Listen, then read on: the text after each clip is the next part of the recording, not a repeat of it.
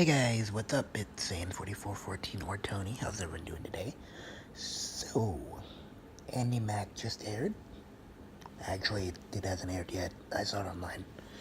So, I was able to see it a bit early. This is actually my second watch. And it was pretty interesting. So, this episode was called Truth or Truth. It starts off with Andi not wanting to go to school. We've all been through that, where there are days where we don't want to go to school. So Bex basically tells her there are days whenever you feel like you don't want to go to school and maybe you need a break. She thinks, so I get a break today, right? Bex says no. But apparently the universe, as she calls it, maybe they have a sense of humor because apparently there's a power outage at the school. So school's closed. Yay! No school! Yay! We all love days like that. Anyway, so Bex makes Andi a fort. Except no phone fort.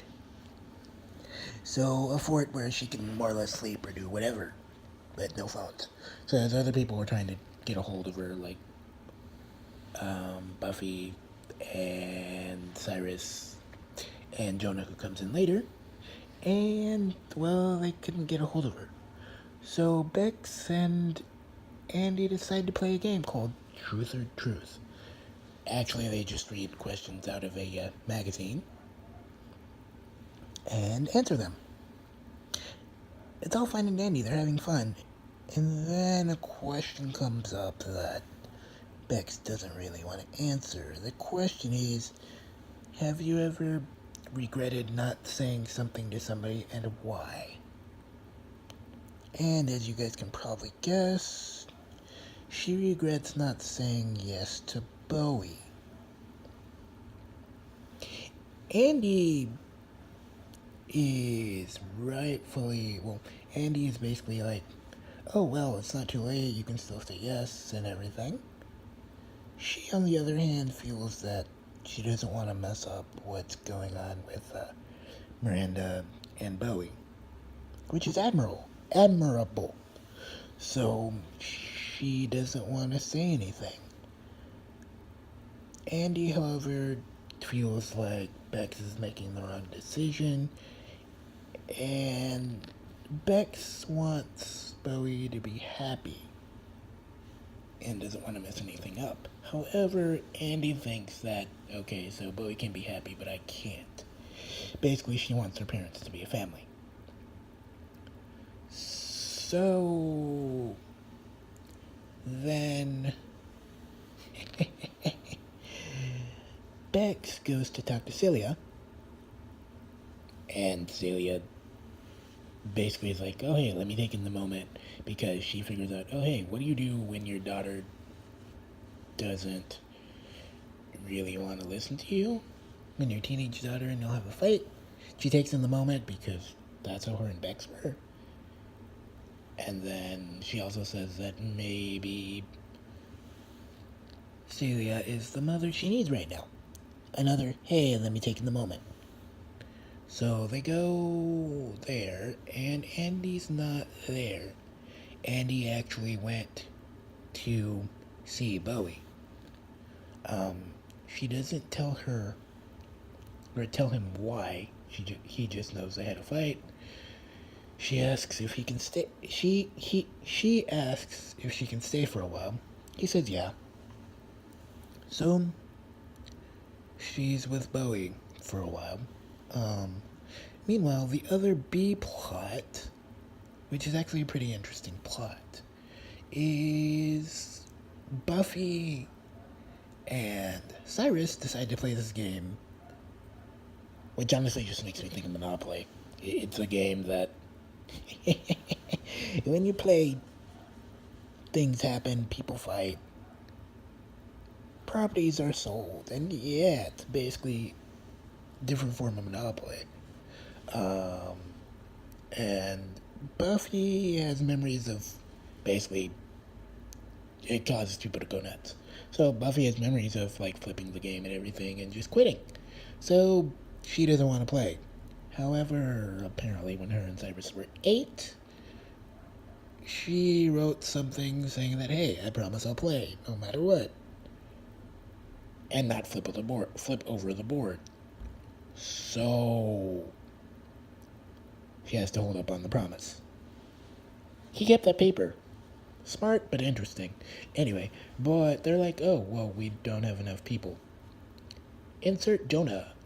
Hey, Jonah. So Jonah comes, and so they play. Buffy was like, we shouldn't subject him to this. But he's like, sounds fun. So they play. And of course, Buffy is winning. Jonah gets kind of frustrated because first Cyrus makes an alliance with Jonah, or rather, Buffy and Jonah have an alliance. Cyrus is out of money, so Jonah pays to get him out whenever he lands on her property.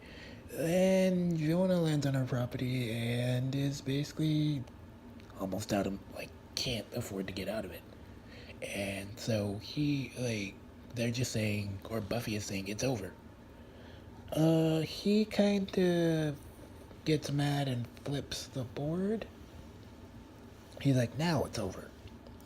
And with him, he feels like it makes him think of Andi, because Andi hasn't really responded to anything he's texted her or anything like that. And so he's kind of worried and frustrated and just wondering what's going on. He thinks that maybe Buffy and Cyrus know something because they're her best friends, but apparently they haven't been able to get a hold of her all day either. Once again, this is because she's in a fort, no phone. Anyway, so then they talk. He asks about Walker. They say they have no idea what's going on with him because they really don't. And yeah, that's relatively the end of the episode. The end of the episode is Andi is with Bowie. And yeah. And the next episode, Walker's back. They go to look at an art gallery with some, I guess he has art in the gallery. Also, what else happens? TJ apparently can't play in the game because he's having math issues, and Buffy is mad at Cyrus for telling TJ about her little trick with you just agree and it's good to go. But anyway, I guess I will see you guys next week with another Andi Mack review.